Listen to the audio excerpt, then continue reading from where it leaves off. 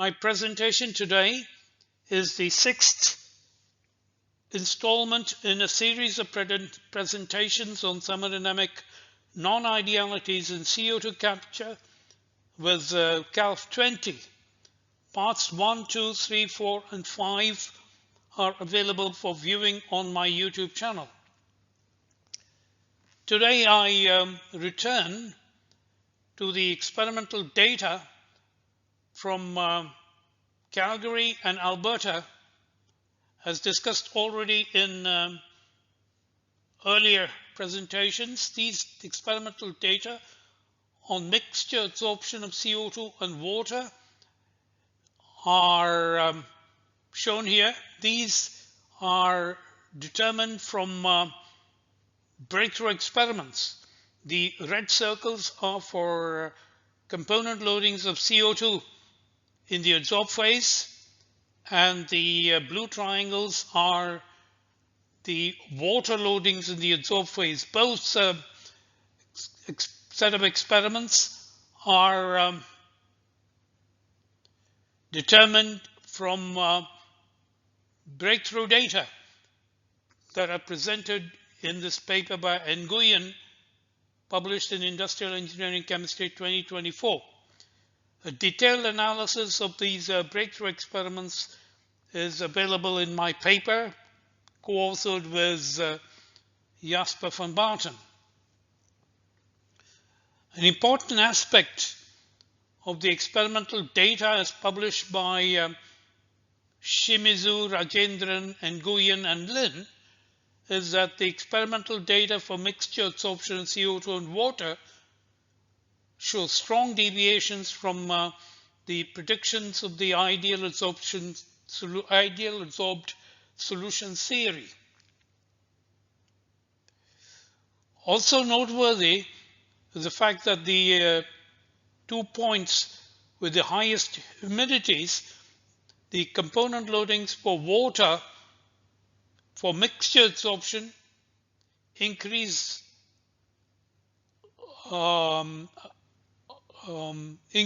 above the values estimated on the basis of the unary isotherm fits. And I asked the question today, can we determine if the mixture adsorption equilibrium data published in these papers are indeed thermodynamically consistent, because component loadings in excess of those predicted from unary isotherm fits are near impossible to anticipate from theories of mixture adsorption equilibrium. In order to test the thermodynamic consistency of mixture adsorption equilibrium, let's refresh our minds on the real adsorbed solution theory and the determination of the activity coefficients in the adsorbed phase. In the RAST development, we introduce activity coefficients when relating the partial fugacities of each of the components in the bulk fluid mixture with the corresponding mole fractions x sub I in the adsorbed phase mixture. This term here, P sub I superscript 0, is the sorption pressure of species I. The sorption pressures of species I are such that the spreading pressure for mixture adsorption equals the spreading pressure of pure component 1 equals that of pure component 2. The spreading pressure is pi.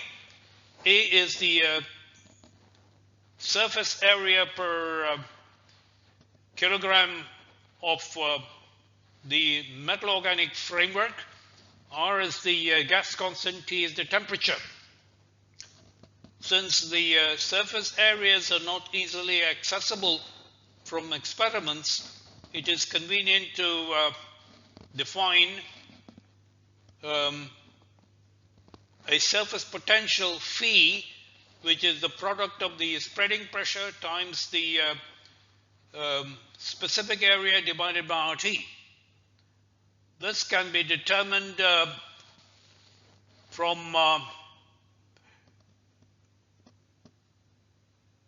the equations given here.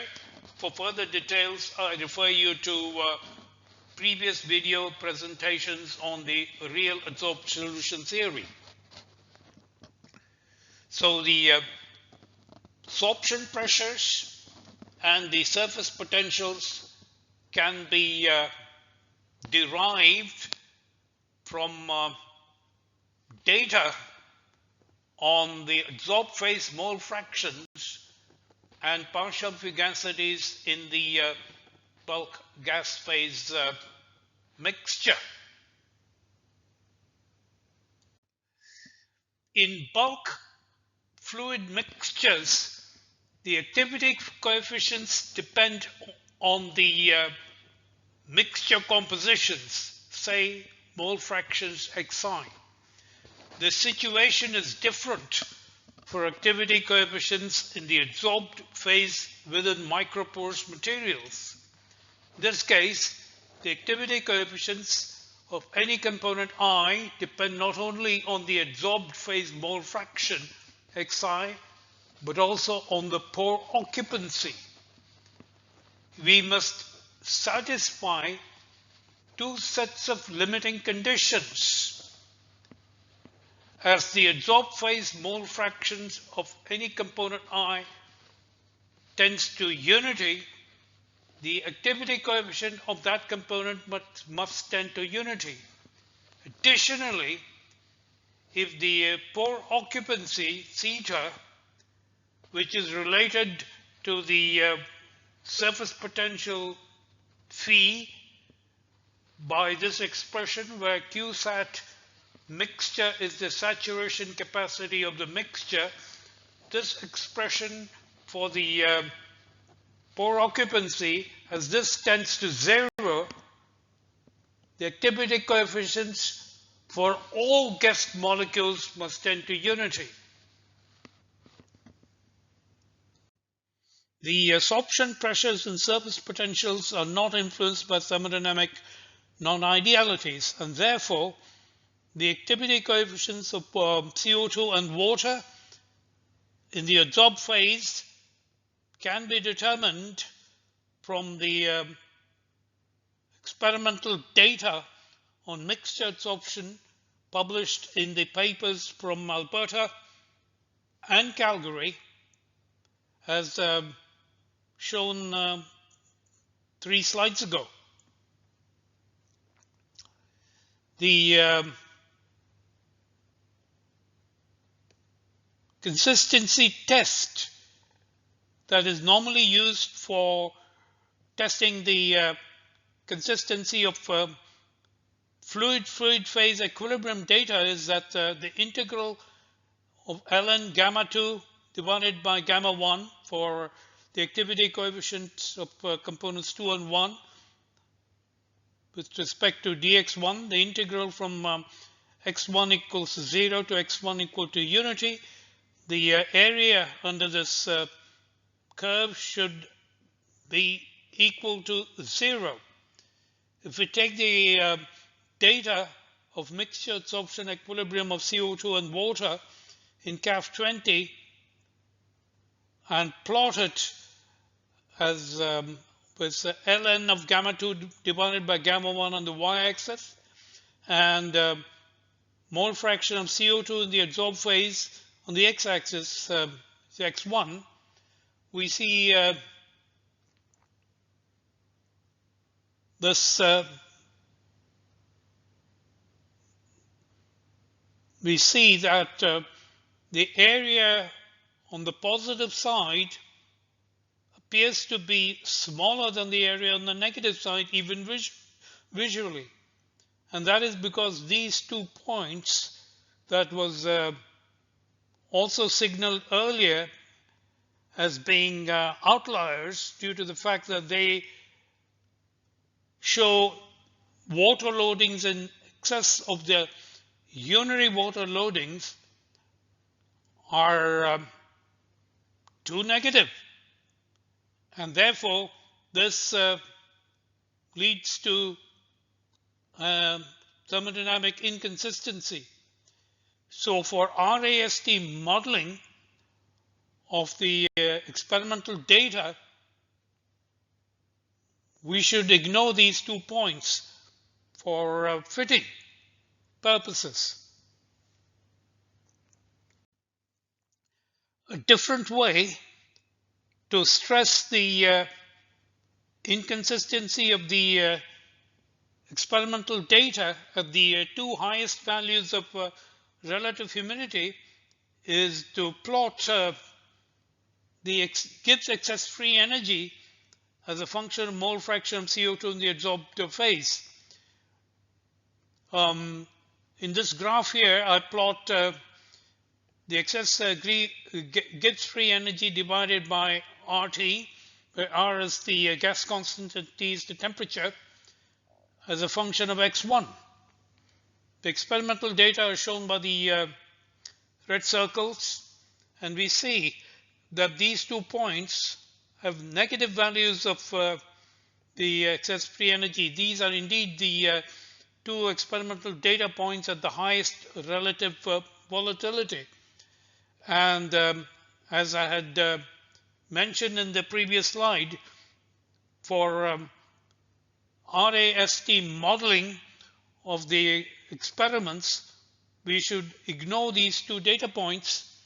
And I show here the fits of the experimental data for the activity coefficients using the Margules model with 3 parameters, A12, A21, and C. For mixture adsorption in the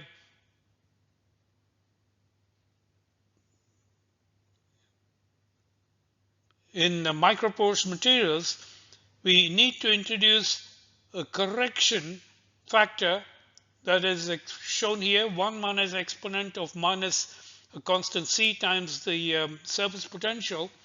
This introduction of this correction factor ensures that the activity coefficients of both components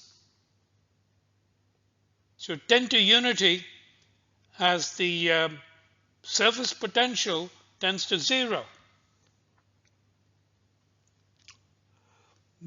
So these are the Margules fits of the experimental data points with the 3 parameter constants. The fit parameters are provided in my paper published in Separation and Purification Technology. A few words about Max Margules. He is an Austrian chemist, born 1856, died 1920. His thesis advisor was Ludwig Boltzmann. I invite you to view my video presentation entitled Homage to Ludwig Boltzmann on my YouTube channel. Before I searched for Max Margules on the internet to find his roots, as it were, I thought Margules was a Frenchman, so I used to pronounce his name Margules. And then I thought perhaps maybe he's Greek, which would explain the pronunciation Margules. But it turns out that he is an Austrian. So wonders never cease. I leave this presentation with the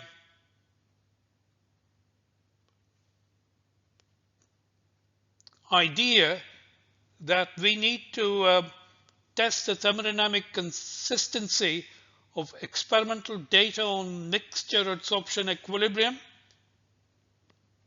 or Monte Carlo simulations of mixture adsorption equilibrium before fitting models such as those of Margules, Wilson, Renaud and Prausnitz's NRTL model to quantify deviations from thermodynamic ideality.